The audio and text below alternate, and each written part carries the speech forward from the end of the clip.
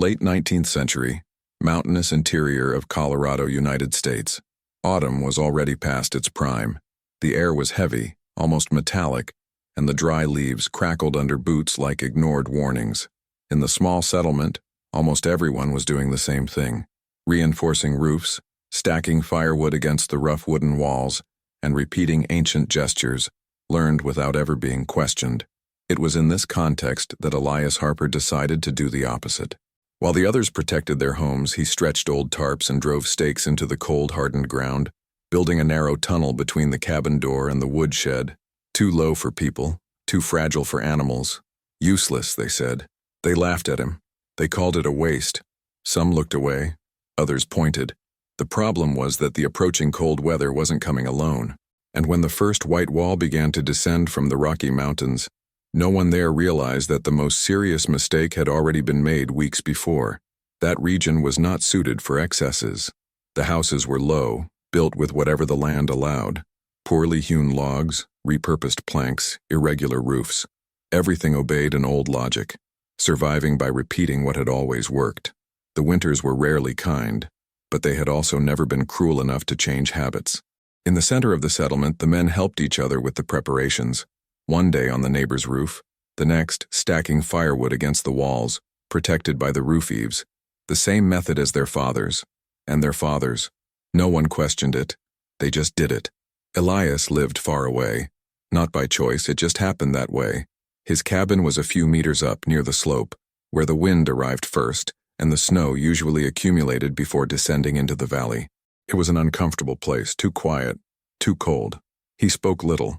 He only went to the village when necessary. He bought what he needed, exchanged a few words, and returned before the end of the afternoon. He didn't participate in long conversations, nor in exaggerated predictions about winter. He observed more than he responded. Some said he was proud. Others said it was just strange. When they started seeing him working on the tarpaulins, curiosity turned to mockery. The tunnel grew slowly, day after day, always following the same route. From the cabin door to the small woodshed a few meters away. There was no hurry. He adjusted the ropes, tested the tension, loosened them and tied them again, always in silence. "It won't withstand the first gust of wind," someone commented, passing by on horseback. "That doesn't bother anyone," said another, laughing. Elias did not answer. Meanwhile, in the rest of the settlement, everything seemed in order. The piles of firewood were high. The houses were closed up. The families were confident.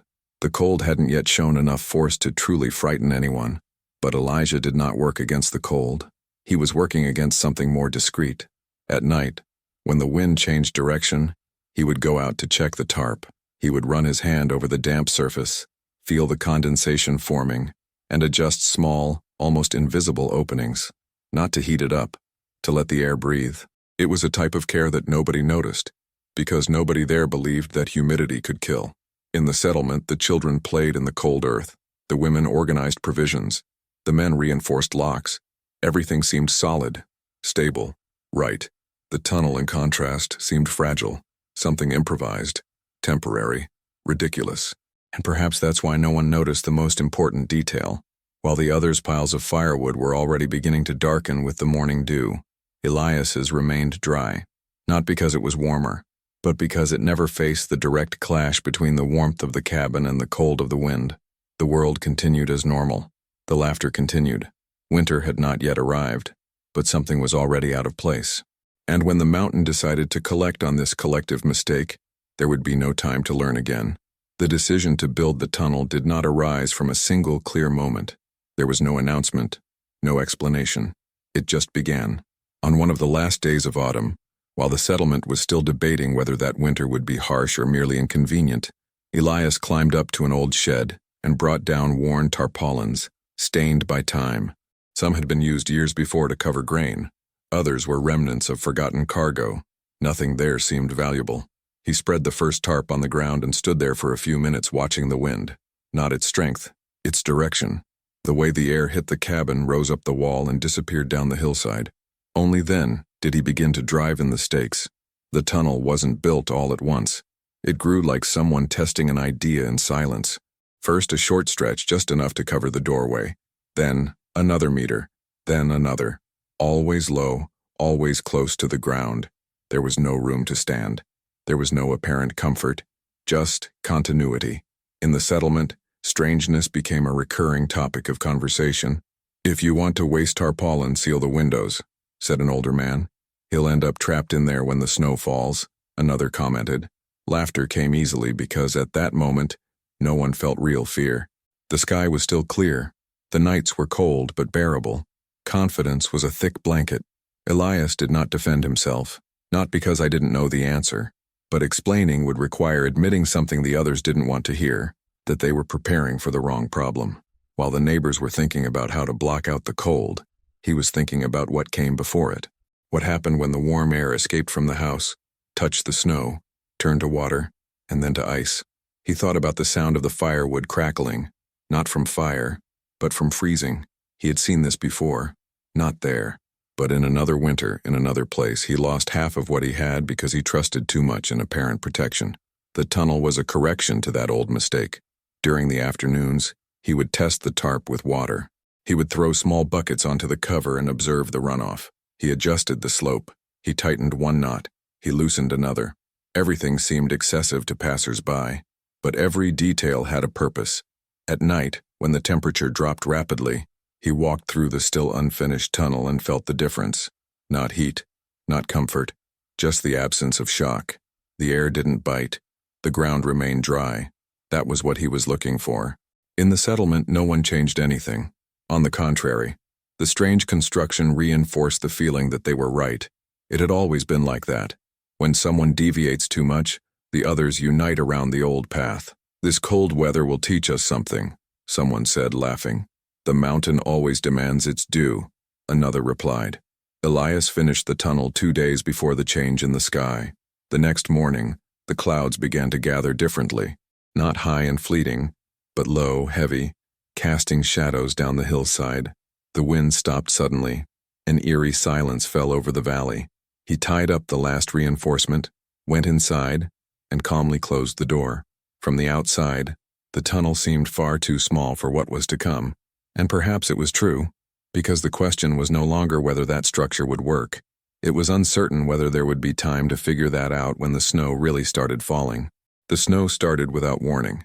It wasn't a white wall descending from the mountain nor a roar of wind. They were small, spaced out, almost gentle flakes. They fell slowly, dissolving as they touched the still warm ground. In the settlement, no one hurried. Some even smiled. It was too early to worry. Elias watched from the window for a few minutes. Then he opened the door. He entered the tunnel. The sound changed immediately. The wind, which was already beginning to gather outside, became just a muffled murmur. The canvas moved, breathed. It didn't crack. It didn't tear. It just yielded enough. He walked to the shed and touched the firewood. It was cold, but dry, just right. That night, the neighbors still left their houses without difficulty. They walked to their piles of wood, kicked the light snow aside, and returned laughing at the exaggeration of those who were already closing up too early. But the cold never sleeps. In the early morning, the temperature dropped rapidly, the kind of drop that gives no warning. When the sun reappeared, it brought with it a deceptive glow. The accumulated snow began to melt slowly, trickling down the walls of the houses and the piles of firewood leaning against them. That was the beginning of the mistake. Elias woke up early. He opened the door and went back into the tunnel. The floor was still dry. The air was still, neither hot nor harsh. He grabbed only what he needed and went back inside. Nothing more. In the settlement, the routine continued for another day, until the second night. The wind arrived first. Then, the snow gained weight. When some men went out to fetch more firewood, they noticed something was different. The surface of the logs was dark, not soaked but damp, nothing that seemed serious. Yet, they stacked them closer to the wall, trusting that the warmth of the house would do the trick. It didn't solve the problem. On the third morning, the first difficulties arose. Doors required extra force to open, paths had to be rebuilt, and when they tried to light the fire with the newly brought firewood, the sound betrayed the problem before the flame appeared. A weak, wet hiss, without heat. "It's still burning," someone said, trying to convince themselves. But inside the houses, the air began to cool down. Elias heard the wind pick up as he placed another piece of wood on the fire. The flame rose clean and steady. It didn't crackle. It didn't struggle. He watched for a few seconds and stepped back. Outside, the snow was no longer just for decoration. It was thick, constant, silent. In the settlement, the conversations changed tone. Less laughter. Hurry up. Some noticed that the firewood closest to the wall was stuck. A thin layer of ice was beginning to bind one log to another. It wasn't a solid block yet, but it already required effort. Axes began to be used earlier than expected. Elijah did not use an axe. He walked through the tunnel as many times as he needed, always with calm steps, always without haste. The tunnel swayed more now. The sound of the canvas was constant, but there was no snow inside. There was no water running. The air did its invisible work. The first test was not the storm. It was a silent comparison. While some needed to expend energy to solve a small problem, he spent nothing more than necessary. While others burned more wood to compensate for the increasing cold, he kept the fire steady. Nothing seemed definite yet, but the imbalance had already been created, and when the sky darkened in the middle of the afternoon, without warning, bringing low clouds that completely hid the mountains, it became clear that that first difficulty had been just a rehearsal. The real mistake had not yet shown its full force. The storm didn't arrive all at once. She shut down. The sky grew low and heavy, as if the mountain had descended several meters overnight. The wind changed direction and began to circulate, no longer passing straight through the valley, but swirling, finding gaps, persisting where it had not before. That's when the collective mistake became apparent. In the settlement, the piles of firewood were no longer piles. They had transformed into irregular masses, stuck together by an almost invisible layer of ice. The heat from the houses melted the snow during the day. At night, everything froze again. The cycle repeated itself, worse each time. The men would go out with axes even before dawn. Sharp blows. Little result. When they managed to free a log, it came down heavy, damp, releasing steam when it touched the fire. The sound inside the houses was always the same, hissing, weak crackling, no steady flame. The heat wouldn't stay. The children started sleeping fully clothed. The women started saving hot food. No one said it out loud, but everyone felt it. Something was spiraling out of control. Elias also made a mistake. In the silent rush of a late afternoon, he decided to fetch extra firewood. He didn't need it at that moment, but the wind was getting stronger and he preferred to get ahead of the game. He entered the tunnel, moved too fast, and didn't notice a stake that had given way as the ground froze. The tarp sank slightly. Nothing serious. Yet, he gathered the firewood, went back, and left the repairs for later. That night the wind picked up abruptly. It wasn't howling. It was pounding. It was pushing. The tarp began to vibrate more violently. At some point during the early morning hours, the loose stake finally gave way. The icy air found its way through. Early on, when Elias Harper opened the door, he noticed the difference immediately. The tunnel was still standing, but a thin layer of snow had accumulated at the entrance. A minor thing, easy to ignore. He didn't ignore it. He put on his thick coat, covered his hands, and went out to fix the problem. The wind was biting. His skin was hardening quickly. As he reinforced the loose stake, he heard a sound coming from the valley. It wasn't the wind, it was a scream. A man ran along the path carrying something in his arms. Too small to be a burden. It was a child. His face was covered, his breathing ragged. Their house had grown too cold during the night. The fire hadn't held out. The boy was barely awake. There was no conversation. Not a single hesitation. Elias opened the tunnel and nodded. The father entered, hesitant. The contrast was immediate. Inside the tarp, there was no wind. The air was bearable. The child was taken straight into the hut positioned next to the stove that was still burning dry wood. The man's mistake had opened a breach, but the correction created a greater choice. Down below, the settlement was beginning to understand the magnitude of the problem. One house tried to help another, but they all faced the same enemy: wet firewood, weak heat, and accumulated cold. The child began to react, slowly. No drama, no party. The father didn't express his gratitude with words. He simply lowered his head. Elias returned to the tunnel and reinforced each point more carefully. He adjusted the tarp. He created an extra curve to better deflect the wind. He learned from his mistake. In silence. That night the storm reached its peak. The snow no longer fell. It was hurled horizontally. The houses groaned. The settlement seemed to shrink under the weight of the cold. Inside the tunnel, all that could be heard was the curtain moving. The near disaster was not caused by nature. It stemmed from a detail that had been ignored for hours. And while the valley struggled to survive on its own self-confidence, Elias understood something even more dangerous. Surviving alone was possible, but winter was not over. The storm did not pass the next day, not even in the other one. The valley disappeared under a continuous white blanket. Fences vanished. Trails disappeared. The houses seemed buried up to their windows. Time ceased to be counted in days. It began to be counted in campfires lit or extinguished. The effort turned into exhaustion. The men no longer went out to gather firewood in a hurry. They went out in fear. Each outing was a struggle against the cold. Each log pulled from the ice required too much strength. Their hands swelled. Their axes missed. Exhaustion outweighed the heat. Some started burning rotten wood just to keep a flame alive. Others dismantled furniture, chairs, floorboards near the stove. The smoke inside the houses grew thicker, lower, more pungent.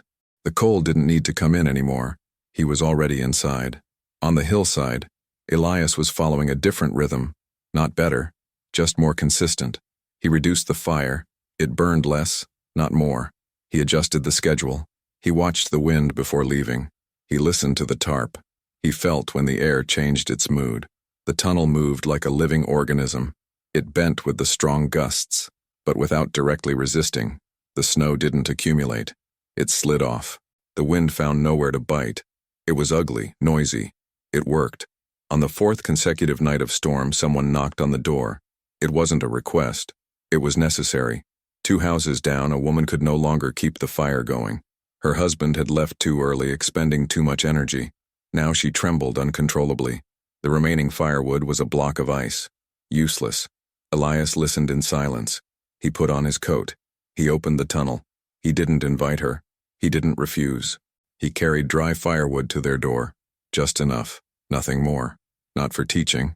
Just to get them through the night. The laughter had ended at the settlement. There were no more trials. Just counting. How many more days? How much firewood was left? Who could endure another night? Elias knew. The tunnel wouldn't solve everything. It did not produce food. It didn't bring the sun. But it removed an invisible enemy from the equation. And that was enough to maintain the difference between survival and attrition. But winter doesn't care about logic. He tests limits. The following week, the storm gave way to something even worse. Clear skies and plummeting temperatures. The nights became silent, deadly. No clouds to retain the little heat the earth had left. The biggest test was yet to come. A house in the center of the village lost its fire during the early morning hours. When day broke, no one answered. The door was blocked by hard-boiled snow. Men tried to open it with axes. Slowly, too late for comfort, the family survived. Just barely. From that day forward, the path to the hillside cabin began to take on trails. First, isolated footsteps. Then marked paths. There were no lengthy requests, only direct, measured glances. Elias helped as much as he could. No speeches, no promises. The tunnel was not for sharing, but the dry firewood was. And more importantly, the idea started to circulate. Not as salvation, but as an acknowledgement of a mistake. The village understood. Too late. But he understood. Meanwhile, Elias was also facing his own limitations. Food was becoming scarce. He calculated portions. He stretched out the days. He felt his body reacting more slowly to the cold. The tunnel protected him from the wind, not from the weather. There was one night when the fire almost went out. He stayed up late, adjusting, waiting. He didn't sleep. He just listened. When the flame remained lit, he did not smile. I knew it was just another small victory. The greatest proof wasn't in helping others. It was about not getting lost while helping. It was about maintaining one's own balance. And when the wind finally shifted, not in strength but in temperature, Elias knew before he saw. The air entered the tunnel differently. Still cold, but not hostile. Almost alive. Winter is not over. But I had already said everything I needed to. The climb up to the hillside cabin was no longer silent. At the beginning of the season, passers-by would look away. Now the steps were slow. No jokes, no hurry. The first to go up wasn't the one who needed it most. He was the proudest. The same man who, weeks before, had pointed mockingly at the tunnel. Now he walked with difficulty. His coat was too open. His face was gray. He stopped a few meters before the door. He didn't call out. He waited. Elias opened. "I've run out of firewood," said the visitor in a weak voice. "I won't be spending another night." He didn't apologize. He didn't ask for help. Elias simply nodded. He entered the tunnel. He returned with dry firewood. He delivered, speechless, without looking around. The visitor held the piece of wood as if holding on to what remained. He didn't say thank you. He simply turned and went down. After him, others came, alone, in pairs, in silence. Nobody laughed. No one explained it. Nobody asked. Now everyone knew. Winter had chosen the one who understood the problem correctly. The tunnel was still there. Ugly, noisy, annoying. But now, nobody called it useless. Elijah did not teach. I didn't correct it. He didn't point out any mistakes. When asked how to keep the firewood dry, he would touch the tarp. He would point to the ground. He would let the understanding happen. The reversal didn't happen in an instant. It was an accumulation, warm every night. Each fire is steady. Each family that barely survived the winter, but they endured it. They did not ask Elijah to come down. They went up. And for the first time, the distance between him and the village ceased to be geographical. It became moral. When the last storm passed and the sky cleared for days on end, nobody celebrated. Winter took too long for that. But something had changed. People started observing before repeating, measure before mocking. Elias dismantled the tunnel on a clear morning. He folded the tarp. He stored the stakes. He left no symbol, only dry marks on the ground, in contrast to the mud of the valley. When asked if he would make another one next winter, he simply put the tarp away. That was a sufficient answer. The reverence did not come in the form of applause. He came in silence. Winter didn't make him a hero.